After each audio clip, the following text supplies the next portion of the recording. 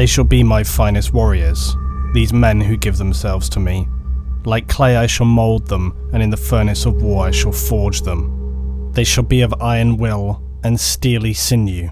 In great armour I shall clad them, and with the mightiest weapons they shall be armed. They will be untouched by plague or disease, no sickness shall blight them. They shall have such tactics, strategies and machines that no foe will best them in battle. They are my bulwark against the terror. They are the defenders of humanity. They are my Space Marines, and they shall know no fear.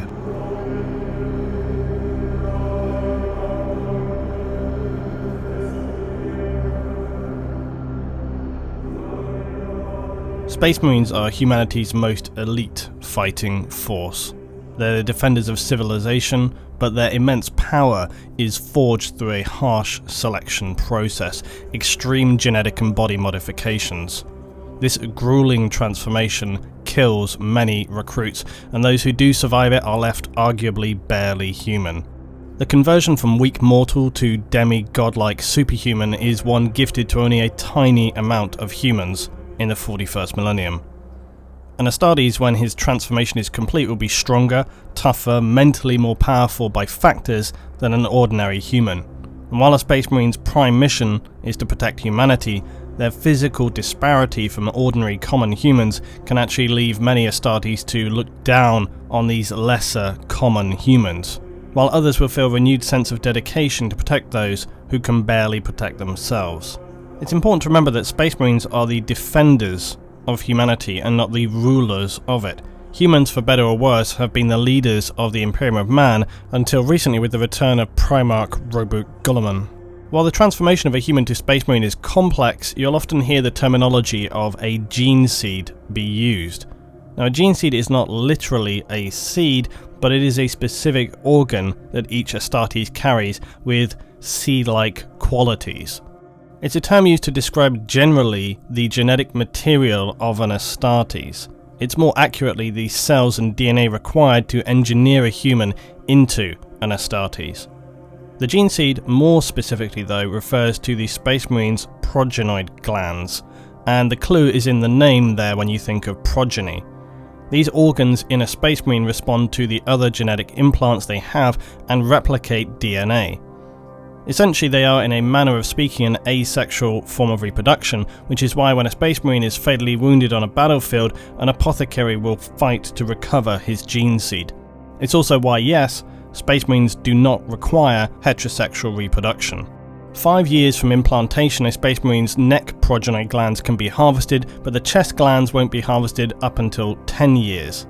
Space Marines essentially depend on themselves to produce new Marines for the chapter. Lastly, in this general sphere of discussion, to answer a very commonly discussed topic, are Space Marines actually castrated? And then, how do they excrete waste? Well, I can't actually recall anywhere in written law this being noted, so if anybody has a specific point of reference, please do link it. But my speculation, based on a few things that I've kind of looked at, is that pretty much the canon opinion is that Space Marines have no sexual drive. However, when it comes to excretion, it's true that their armour is also an environment suit that would cycle and process their own waste, much like a still suit in the Dune universe. Also, Space Marines do not live in their armour, although they may wear it for extended periods of time. It can be removed. It's entirely possible that their external genitals are removed and they have implants to take care of waste, but I've got nothing to see that it points towards this. So it's an unknown, but it's not something that's critically really important in the scheme of things. It's equally possible that it's just seen as an organ as with everything else and they just leave it all be. Now, before we look further into how a Space Marine is forged in the 41st millennium, let's remind ourselves how they were created over history. Now, the first form of Space Marine was originally created by the Emperor during the unification wars of the late 30th millennium. Earth at this time was a barren wasteland of scavengers and barbaric warring tribes after civilization had imploded as a result of the Age of Strife. Earth, being cut off from its supply routes in the warp, cannibalized itself and fell into total anarchy. After the Emperor originally created techno-barbarians, a crude adapted form of super soldier, he would form them later into the Thunder Warriors. These warriors were brutal, powerful, and most importantly, highly unstable. The Emperor knew that he wouldn't be able to work with these soldiers forged in the fires of anarchy beyond the unification of Earth's warring tribes, and so he secretly constructed his genetic facilities in a fortress deep below vast mountain ranges on Earth. Here, he would, with some few remaining gene rights, create his Primarks using his own genetic material as a template. Then subsequently, the very first of the new breed of warriors, the Space Marines, or Astartes. But what are the Thunder Warriors? Imperial records state that the Thunder Warriors were nearly all wiped out during a particularly bloody battle at the end of the Unification Wars on Mount Ararat. Conveniently, the new Legiones Astartes were created readily to replace them.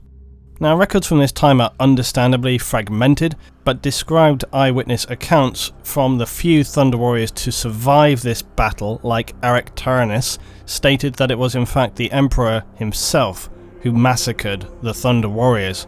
Others have stated that it was also in collaboration with his custodian guard. In several instances that occurred since this time where Thunder Warriors have appeared and faced their Astartes brothers, the Thunder Warriors have nearly always managed to inflict casualties beyond expectation before they are finally felled. This gives some indication of how powerful they were as warriors, and why the Emperor felt they were perhaps too dangerous given their power and psychological instability to function as a disciplined fighting and defensive force for the new Imperium. Regardless, this whole situation is a dark and little spoken of episode for the Emperor of Man. Vocalizing these events would no doubt have some Inquisition or ecclesiarchy on their way to you very promptly. With the Thunder Warriors killed in the Battle of Mount Ararat, the new Space Marines, the Legiones Astartes, would come to the fore. Unlike their Thunder Warrior forebears, they would undergo rigorous mental training as well as physical and genetic modifications. This would give them immense physical traits as well as being near unbreakable with their mental conditioning. The new Marines were initially segregated into 20 legions. This separation was not for simple organisational purposes. Each legion was imbued with genetic traits from their Primarch, and as such this impacted their character and behaviour. To ensure unity, the Emperor designated them to stay together in their legions to reduce friction and ensure cohesion of the Astartes brothers. Through recruiting and conquest of human colonies as the Imperium expanded, so did the Astartes legions. What had begun as a handful of Marines swelled to tens of thousands during the Crusades. This would lead later to heavy damage caused during the heresy after the Primarchs holding such immense power, being the sole commanders of each Space Marine legion. After that period of chaotic incursion, Robert Guilliman, Primarch of the Ultramarines, would draft the Codex Astartes, and the remaining loyalist Primarchs would, after much consideration, agree at best that the Space Marine legions be split into chapters. This was to ensure no Space Marine legion could wield the sheer weight of power they had during the Crusades and subsequent heresy. This was known as the Second Founding. Each of these chapters would take a permanent homeworld or fortress monastery in the Imperium. The Codex Astartes states that each chapter would be 1,000 battle brothers in number and manage its own recruitment. A specific development in the creation of a Space Marine was discovered after the Horus Heresy: weaknesses in the gene seed. Now, as I previously explained, the gene seed is the core biological component in the creation of a Space Marine. During the Heresy, Space Marines were created on a massive scale, and as with any biological replication process, if you do this on a large scale, then mutations and errors can occur in this DNA replication.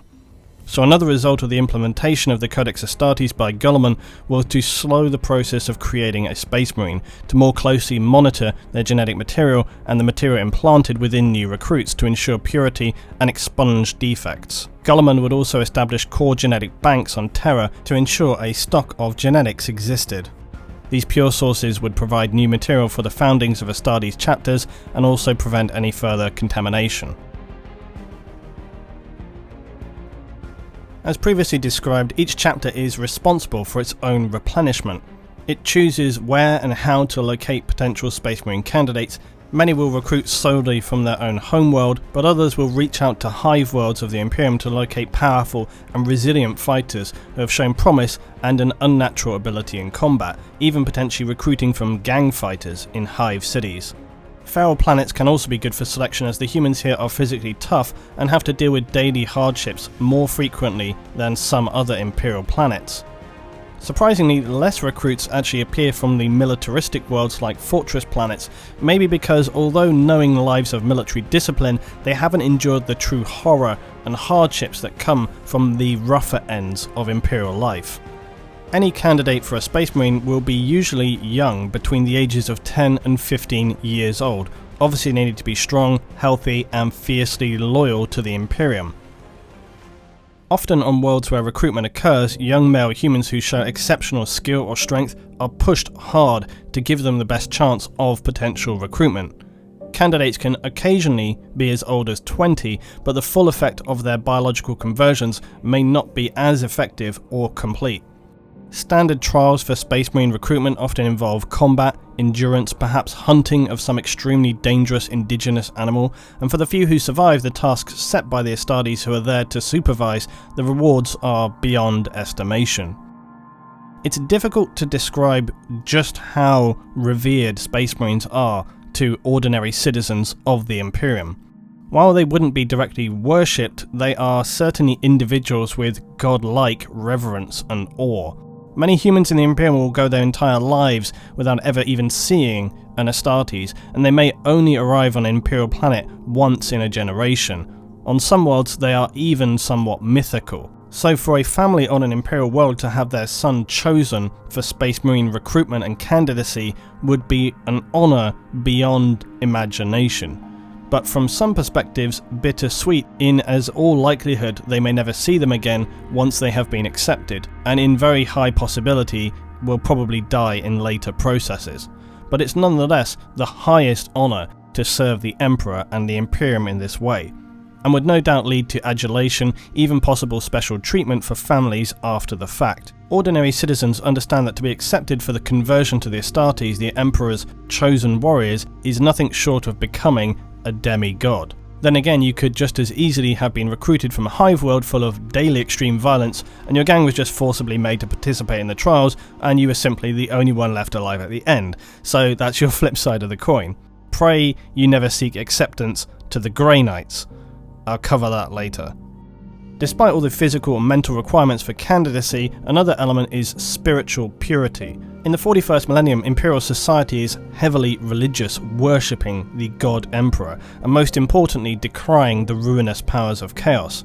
Chaplains and the ecclesiarchy will continually monitor society around Astartes' recruitment sources to ensure that there are no signs of taint by the dark forces of chaos.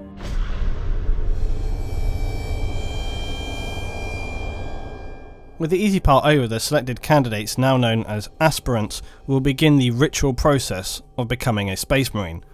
This may be a formal process of reciting scripture, or it could involve further trials. These could take place on the homeworld or result in immediate departure for the aspirant.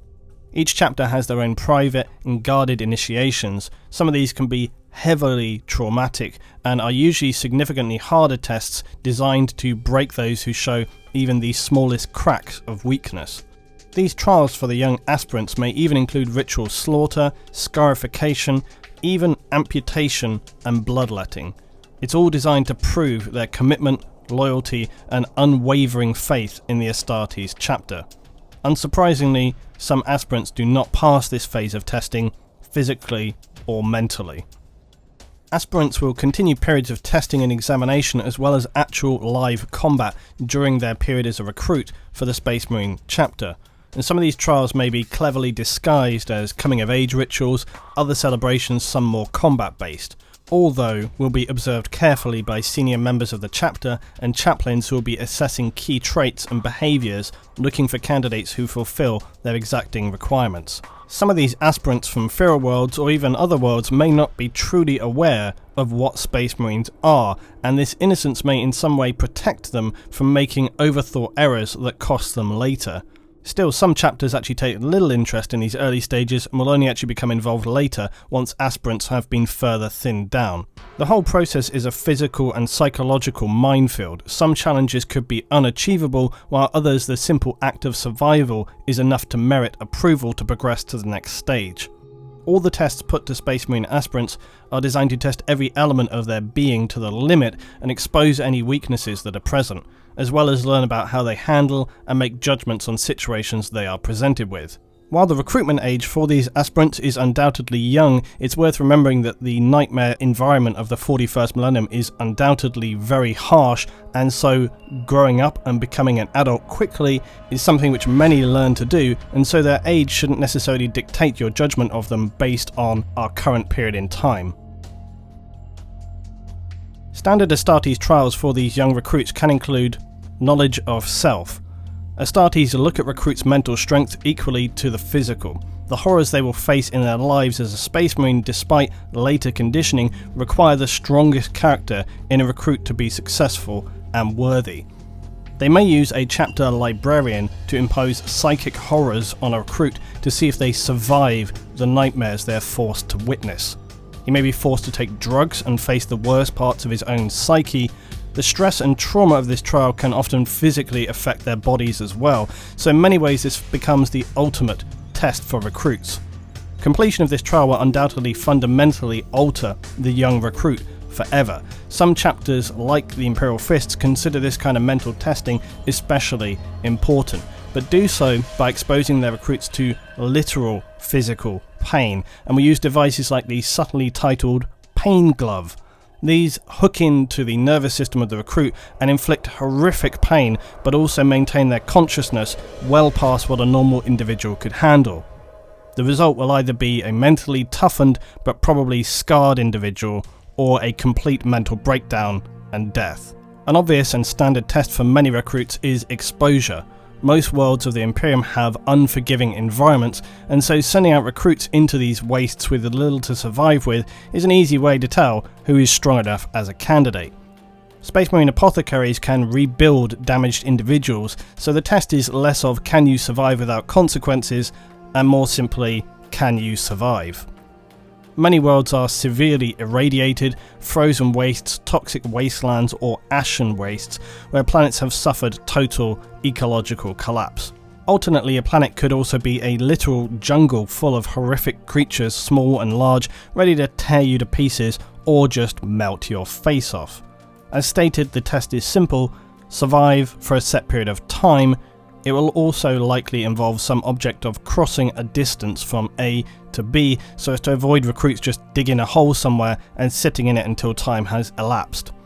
Some of the tests could well be impossible to complete and are simply assessing who can survive longest or travel furthest before dying or near death. The Ultramarines and Space Wolf chapters are known to favour exposure testing. A fairly self-explanatory trial, recruits are pitted against one another in one-on-one combat. When the last few remain, the assessing Astartes will usually halt the assessment.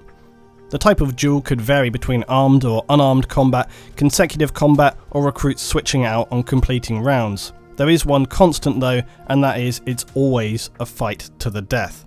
Again, apothecaries are able to heal most ordinary human wounds with ease, so these fights are often fairly no-holds-barred brutal affairs. Amputation and heavy trauma being the norm. Unsurprisingly, duels are the Blood Angels trial of choice, but others such as Dark Angels, Imperial Fists and Space Wolves also put this trial to their recruits. War is life in the Imperium, and although some worlds know this more than others, planets used for recruitment usually have some form of regular combat going on. This trial is less a trial and more a means of assessing potential candidates. Astartes may have observed headhunting particularly strong champions, or they may watch them from orbit, observing infighting between tribes on Imperial feral worlds. In this trial, recruits are tasked to head out into their homeworld and slay a beast for causing chaos or harm to their world. Many Imperial worlds host highly dangerous life forms or worse, orc infestations. The recruit must go out alone, or sometimes in small groups, and return with their captured hunt often alive. With these group hunts though, the nasty twist is that there can only be one successful recruit, so they could turn on each other, break off alone to achieve or steal victory. I personally question the validity of this test. Fighting to the death to show strength over others seems plausible, but setting out in as a group but then betraying other recruits seems to go kind of against the traits Astartes look for in recruits. Anyway, On returning home, they'll be required to slay their successful hunt in a ritual in front of their community before being led successfully away in the throes of glory. Lastly, the quite vague challenge trial. And this is exactly what it is, some form of probably unsurmountable challenge. This could be to attempt to fight a full-blown Space Marine in combat. An impossible task, you might imagine, but usually remember this is the 41st millennium and bizarre occurrences are abound. While the thought of a child fighting a Space Marine seems insane, remember the task is usually to see how they approach it, not necessarily their success. In some extremely rare situations though, the aspirant may actually beat the Space Marine challenger. As completely impossible as this may seem, that individual usually will hold some unusual or rare power and will go on to become a legendary hero of the chapter. The aspirant will also usually be armed while the Space Marine unarmed and without his power armor. Still, as with most of the former trials, the test here is really about if they can just survive at all, not so much best their opponent. Other arguably more horrific tests though could be non-combat based and test a recruit's strength, speed, mental skill or resistance to toxins. So they might for example be forced to drink nightmarish toxic chemicals, lift weights so heavy they break their bones apart, or evade some kind of horrific dangerous trap.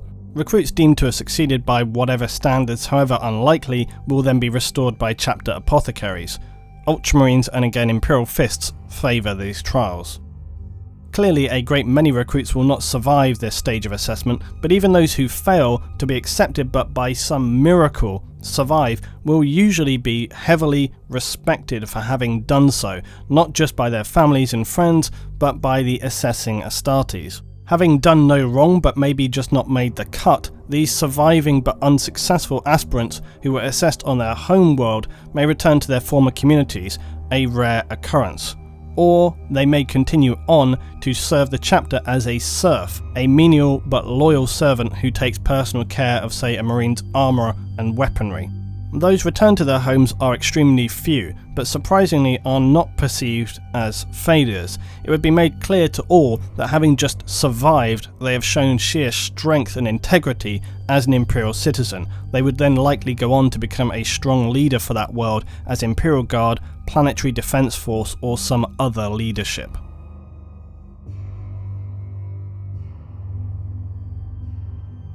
Successful aspirants will now become Neophytes. They will move on to the next stage, where they'll begin the early stages of conversion to a full Space Marine with the initial implantation of the gene seed and chemical adaptation of their genetically enhanced organs. This could mean immediate departure with a Space Marine brother to the next phase, or it may be that they are allowed to celebrate in their home community before departure. A very huge moral boost for the Imperial community there, and also to help reinforce Imperial values and loyalty. To be able to say your community gained a successful Astartes recruit is no small thing, and statues, paintings, songs and stories will be told for many years, if not generations to come. Neophytes will be expected to engage in training for combat as well as other mental training, as well as following chapter lore. If a Neophyte should break chapter lore through ignorance or unthinkably by deliberately doing so, they will expect severe punishments. A Neophyte breaking chapter lore will not simply be thrown out, they would likely be mind scrubbed, live out their lives as either, best case scenario, chapter serfs, being menial servants, or worse, forcible amputation and body conversion to life as cybernetic drones and slaves as servitors. Successful Neophytes immediately will begin conditioning to be implanted with their gene seeds and relevant genetic enhancements. Space Marines must be male because the gene seed is only compatible with male hormones and genetics, so no, you won't see female Space Marines. The Neophytes also need to be tested for compatibility. I'm always kind of surprised that this doesn't happen before the recruitment trials, but anyway, so they're tested for compatibility, otherwise as with organ transplants. Rejection would be fatal for the Neophyte. Even with this testing, it can still happen later down the line. They will then further have their mental strength checked before implantation of the gene seed begins, to ensure that they are in no way compromised by the forces of chaos.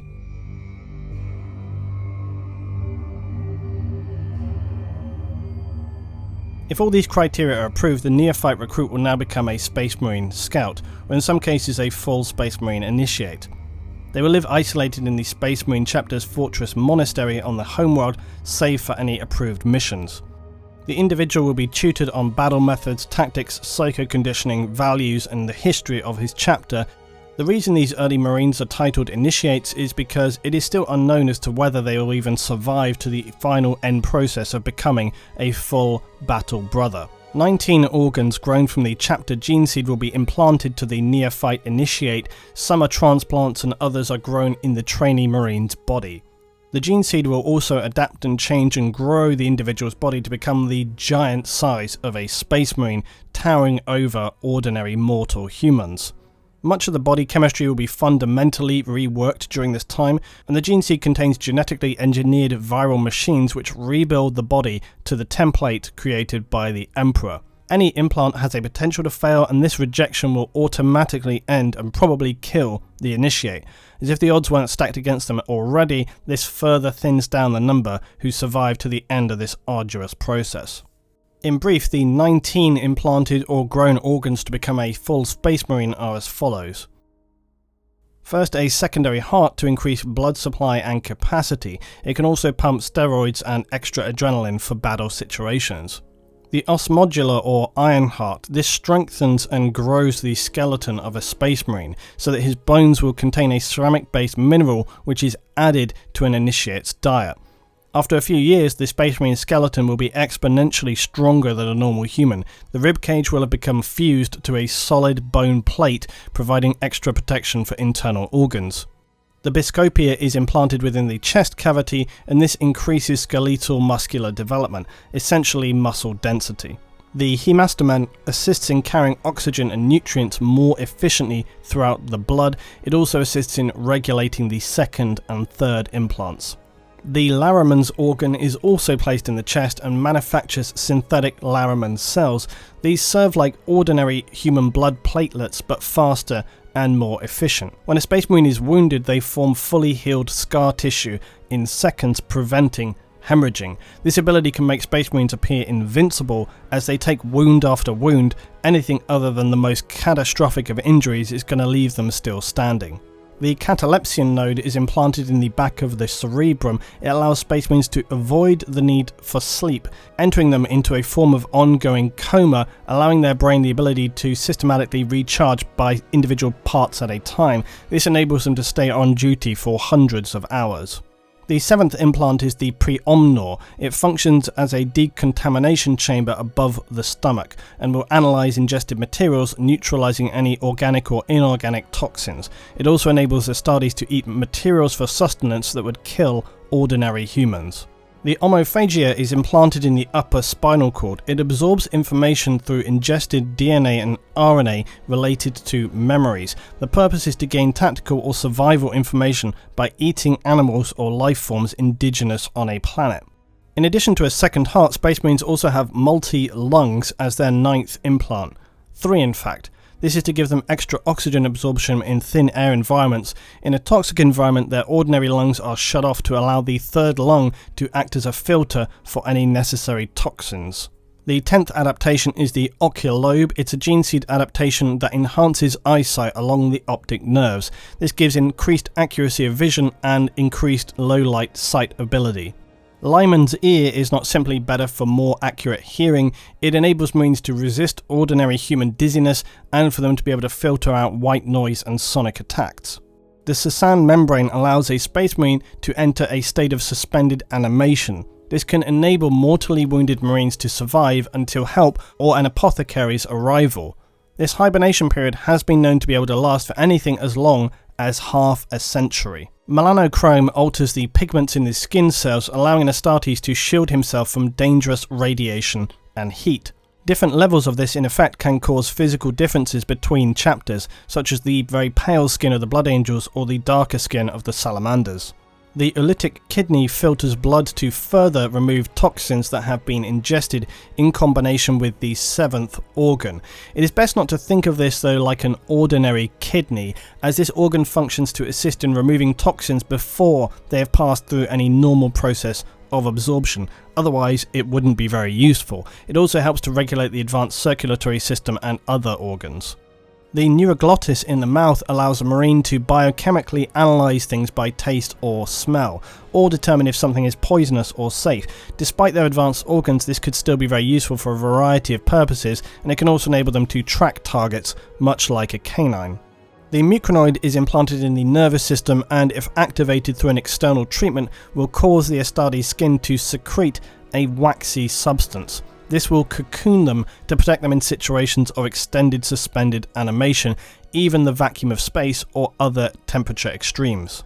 The Becher's gland consists of 2 glands implanted in the mouth. These allow the Astartes to use their saliva as a corrosive acid when consciously activated. This could enable them to corrode bars if they were held captive, or remove doors from their hinges. It also can assist them in eating difficult to break down substances. Some marine chapters have found that this organ no longer functions or has become less effective over time. The progenoid glands, or the gene seeds, are the critical organs of a space marine. They're implanted into the neck and chest cavity and serve as reproductive glands to allow their DNA to be collected upon death and safeguard the continuity of the chapter. Apothecaries of a Space Marine chapter will cultivate germ cells from the progenoid glands to create the 19 organs of a Space Marine, or some of them, because some are grown within the Space Marine themselves. The final organ is the black carapace, otherwise called the interface. This material is implanted under the skin of the chest with the now shell-like ribcage. Fibred bundles then grow inward and interlink with the Space Marine's nervous system. Points for these bundles are pre-cut by apothecaries and form neural connection points. The function of these are to allow a Space Marine to interface with the heavy power armour, or as some would have you believe, the armour's machine spirit. These connections enables faster reaction and manoeuvrability. Without this, Space Marines would lumber around very much encumbered by the heavy armour they wear. It's worth remembering that this whole process probably sounds heavily traumatic, but consider that it ideally happens on the young neophyte or initiates between the ages of about 10 to 12 years old and should be then completed by age 18. Many are going to suffer critical or multiple organ failure during the process. The penalty, or arguably mercy, for this is usually euthanasia, although conversion to a servitor for the chapter is sometimes an option depending on chapters and their needs.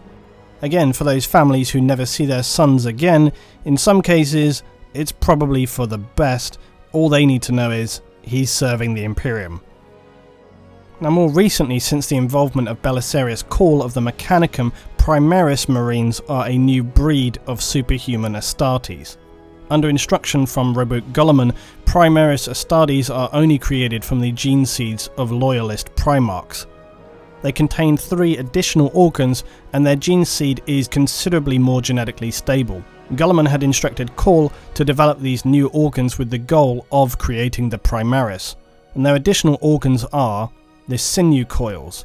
This enables the sinew of a Primaris Astartes to be durametallic, contracting with immense force, gifting them extreme strength and his body further resilience.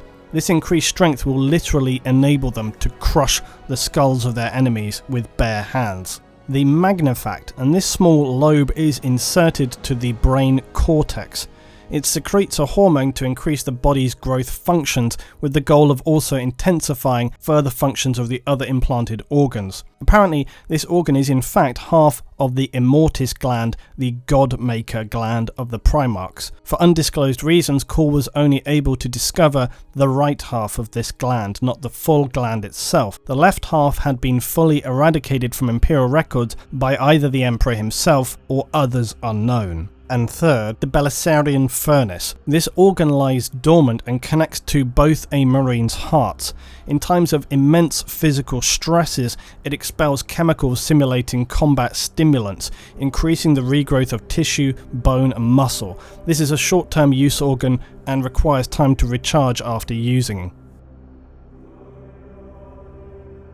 Now, if this incredibly harrowing physical conversion is successful, the neophyte or initiate will have completed the arguably most challenging part of his transformation. However, during these changes, they will still be undergoing some of the most challenging training and assessment regimes humanity had ever known. Psychological and physical conditioning, subconscious therapy, and endless live battle training sessions. Their senses and mental abilities far exceed ordinary humans by the end of this process. Their mental toughness is beyond measure, and an Astartes will essentially ignore pain and environmental conditions.